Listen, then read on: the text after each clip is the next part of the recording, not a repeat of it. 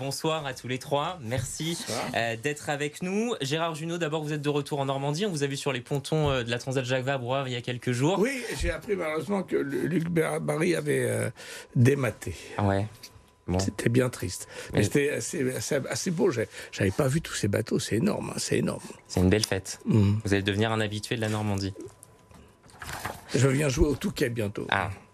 Kev, vous êtes donc préparé à ce rôle de ce jeune papa veuf qui finalement cherche de nouveaux repères, on peut dire ça comme ça? Exactement, ouais, exact. Excusez-moi, c'est la transition entre Gérard et tout ce qui est Normandie et le film. Ouais, tout à fait. En tout cas, bravo pour ta passion pour la Normandie. Je te dis, ça me touche beaucoup. Enfin, moi, personnellement, ça m'a ému. C'est un film dont je suis hyper heureux. Et c'est vrai que jouer un jeune papa, c'était très particulier. J'ai vécu ça d'une manière pleine de surprises, en fait. Pleine de questionnements aussi, évidemment. Et puis, c'était fantastique de tourner, évidemment, sous la direction de Christophe, dont j'adore le cinéma, avec Gérard, dont je suis absolument fan. Pour moi, c'était une expérience pleine de positifs et évidemment d'apprentissage. On va regarder un extrait de la bande-annonce et puis on en parle ensemble juste après. Avec plaisir. Quand j'étais petit, je rêvais de transformer cette boule en colombe. Merci, messieurs, dames. Comment je vais faire pour m'occuper de Lison si on travaille tous les soirs? Tu feras comme tous les parents seuls qui bossent. Si tu demandes à Jacques, je suis sûre qu'il sera ravi de t'aider. Les grands-parents qui s'occupent de leurs petits-enfants, c'est courant. Je crois que je préfère encore la nounou. Si je garde ton gosse, il y a moyen que je fasse des snaps avec lui? Le bébé, c'est l'avenir. On peut lui mettre une litière. J'ai un vrai savoir-faire avec les enfants. Ce rôle, Kev Adams, vous l'avez un peu provoqué. Je crois que tout part d'un coup de fil à Christophe Baratier. Racontez-nous. Oui, enfin, provoquer, c'est un grand mot. Mais oui, effectivement, j'ai demandé à le rencontrer. J'ai demandé à rencontrer Christophe parce que j'adorais son cinéma, son travail, cette douceur, cette poésie qu'il y avait dans ses films, justement. Il y avait déjà de la comédie dans pas mal de ses films, mais il y avait toujours ce côté très musical. Et puis, quand on rencontre Christophe, quand on le connaît, on sait à quel point il aime la musique, à quel point il aime les films aussi. D'ailleurs, c'est là-dessus qu'ils se sont, je crois, vraiment entendus avec Gérard Jugnot. Et c'est vrai que j'ai demandé à rencontrer Christophe, qui a super gentiment et naturellement accepté de me rencontrer à Paris. On a passé... c'est la moindre des choses, mais... il y en a d'autres qui acceptent pas. Ouais. Et on a passé comme ça 1h30 ensemble dans un café à discuter, à parler de cinéma, à parler de plein de choses. Puis il m'a dit, écoute, avec plaisir, pourquoi pas un jour travailler ensemble. Alors malheureusement, je prépare en ce moment un film sur un jeune papa dont on a déjà le casting. Mais je reviendrai vers toi pour un prochain projet. On avait ensemble évoqué un autre film. Et puis il est revenu vers moi quelques semaines plus tard. Coup de malchance pour l'autre acteur, mais coup de chance pour moi, c'est pas fait avec lui. Donc il m'a appelé en me disant, écoute, si tu veux, tu peux lire ce script. Moi, j'étais évidemment fou de joie. Et puis en plus de ça, j'étais épaté par la force, la maturité de ce scénario et justement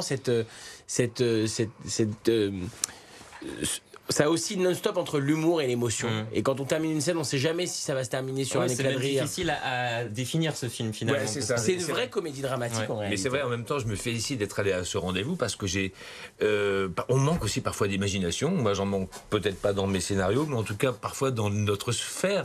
Et j'aurais jamais pensé à Kev dans ce rôle. Et je suis ravi, quand je suis revenu, je me rappelle, je suis revenu au bureau, j'étais très troublé dans le bon sens du terme. Et je me suis dit, et j'ai fait un excellent choix parce qu'en plus, Kev, non seulement, évidemment, on le connaît évidemment comme humoriste, mais il y a aussi une vraie formation d'acteur derrière, et puis beaucoup de professionnalisme, y compris d'ailleurs pour jouer ce jeune papa, parce que on l'a dit, on l'a pas dit tout à fait, mais c'est un magicien qui fait preuve d'une habileté diabolique avec les mains, mais qui est incapable en fait au début de changer une couche. Il y avait aussi ce côté immature, mature, et puis pour moi aussi dans cette comédie qui, comme vous l'avez dit, dramatique, mais c'est pas vraiment un drame, c'est plutôt de l'émotion. Il y a une comédie émotionnelle, si on peut trouver ça, et puis évidemment le plaisir dans ce registre-là d'avoir évidemment Gérard avec lequel c'est mon 4e film et Kev qui sont, on sait très bien, les acteurs qui ont commencé par l'humour ont beaucoup plus de facilité à aller vers des choses plus émotionnelles que quelqu'un qui n'a jamais fait rire et qui essaie de s'y frotter. Voilà. Et Gérard, vous découvrez aussi une nouvelle génération de comédiens, ça vous apporte aussi dans votre jeu à vous? Bien sûr, oui, ça lui apporte que des emmerdes. Ce garçon c'est une pile atomique d'énergie, donc je trouve que ça booste.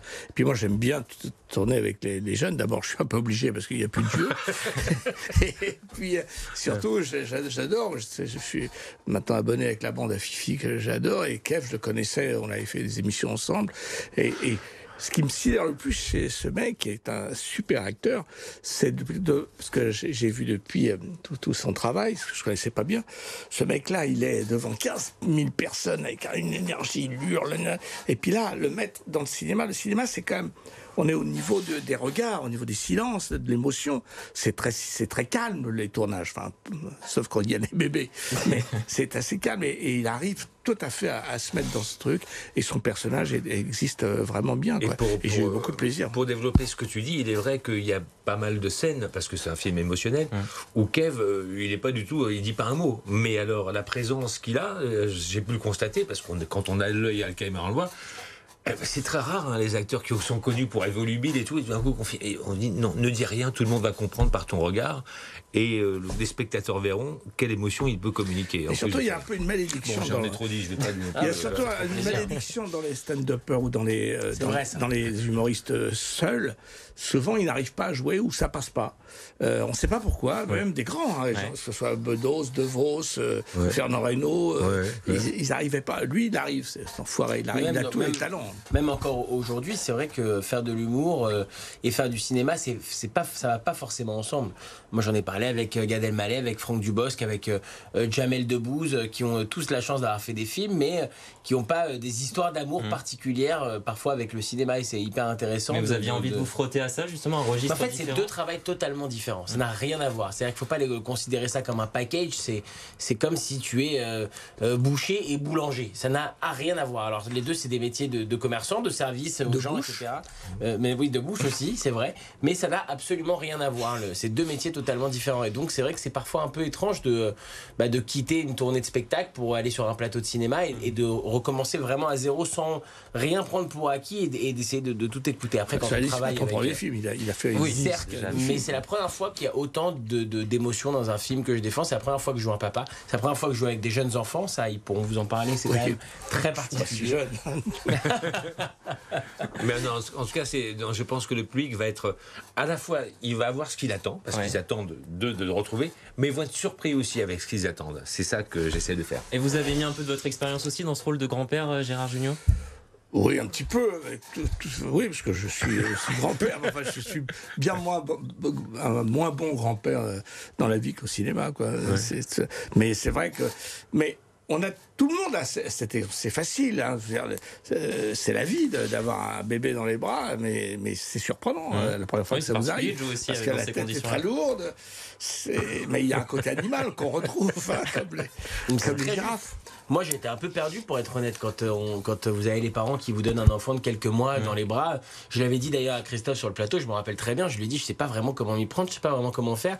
Et il m'avait répondu, mais ça tombe très bien, c'est exactement ce que je cherche à filmer. C'est quelqu'un qui cherche, sait pas encore bien comment s'y prendre. Donc c'est parfait. Ça tombait fait bien. Naturellement, fait comme tu le sens, avec ton instinct. Et en fait, c'est ça qui est fantastique et c'est ce que ce film raconte. Et je trouve ce film merveilleux en ce sens-là. On le dit toujours en promo qu'on adore les films, et pour le coup, celui-là me touche particulièrement parce qu'il parle à ma génération. J'ai 32 ans et aujourd'hui, il y a plein de gens avec qui j'étais au collège, au lycée, avec qui j'ai grandi, qui deviennent des jeunes parents. On peut s'identifier, Voilà, et être jeune parent, c'est être un super-héros du quotidien. Et c'est vrai qu'on le dit pas souvent au cinéma, quand on parle de super-héros, souvent on voit des Spider-Man, des Batman, mais en fait ce film parle de vrais super-héros du quotidien, c'est-à-dire d'être un jeune parent, d'être des parents seuls, comme il y en a de plus en plus en France. C'est vraiment pas facile. Moi je l'ai découvert à travers ce film, et je trouve que Christophe leur rend hommage d'une manière merveilleuse. En plus, confronté à un métier de magicien, qui, pour le dire, il y a beaucoup de scènes de magie dans le film, des plus close-up aux plus spectaculaires. Et Kev a vraiment, c'était un peu ce que je lui ai demandé, vraiment passer 4 mois à s'aguerrir auprès d'un vrai magicien qui est Fred Razon. Kev, il nous reste 20 secondes. Je voudrais qu'on dise un mot quand même. Vous êtes associé au patron du Théâtre à l'Ouest à Rouen pour ouvrir le Fridge Rouen. Où on en est où de ce projet? Quand est-ce que ça va ouvrir? C'est en travaux actuellement et ça ouvre premier semestre de l'année prochaine, 2024. Et on est ravis. Ça va être la même chose que le Comedy Club qu'on a et qui cartonne à Paris depuis quelques années maintenant, qui s'appelle le Fridge. Ça va s'appeler également le Fridge, mais à Rouen. À Rouen. Donc, il faut dire un mot aussi de Claire Schütz. Ah oui, quand même. Oui. Mention spéciale à Claire. Elle a un rôle très important dans le film, et c'est aussi un regard féminin. Il n'y a pas que des deux. Ceux qui connaissent scène de ménage connaissent Claire Schütz, mais ils la découvriront au cinéma. Elle est fantastique. Son rôle est très beau également dans le film. Merci à tous les trois d'être venus sur notre plateau. Puis vive la Normandie. Vive le Touquet. Je suis pas sûr que le Touquet soit en Normandie, mais non, je on crois est que sûr c'est que joué non. au Grand Quevilly aussi. Au Grand Quevilly, justement. C'est bon. Ça c'est bon. Ça c'est bon. Et vous y êtes ce soir au Grand Quevilly, avant-première à 20h15, avant la sortie en salle donc de ce film le 15 novembre. Merci encore d'être venu sur notre plateau.